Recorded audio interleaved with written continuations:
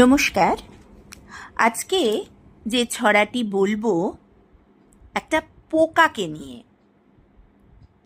শুরু করছি আজকের ছড়া।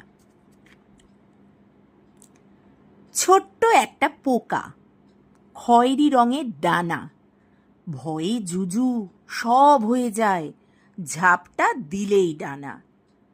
রাতে হঠাৎ রান্নাঘরে গা শিরশির করে, জ্বালতেই আলো উড়ে উড়ে সব গায়ের ওপর পড়ে। চায়ের কাপে ডুব, মিষ্টির বাক্সে হানা, ছুটছে সবাই লাঠি হাতে, কাটবে তাদের ডানা। ডায়নোসরেরও আগে এরাই ছিল জানো, টিকে থাকার বাঁচার লড়াই এদের থেকে শোনো। ভয় দেখালেই হবে, উল্টো হয়ে যাবে, পাগুলো তার নাচবে শুধুই, তাকিয়ে তুমি রবে।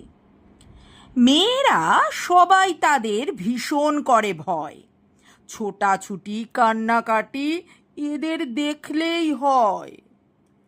আজ দেখি আজব ছবি, বীরের দল সবই পালাচ্ছে এদের দেখে, কবিতা লিখছে কবি। এমন কি হলো, দুনিয়া বদলে গেল, ছোট্ট পোকা বাঘ হলো যে, সব ভয়ে পালালো। এমন বীর এক পোকা, সবাই তার সামনে বোকা, যতই হম্বি তম্বি করো তাকে যাবে না রোখা।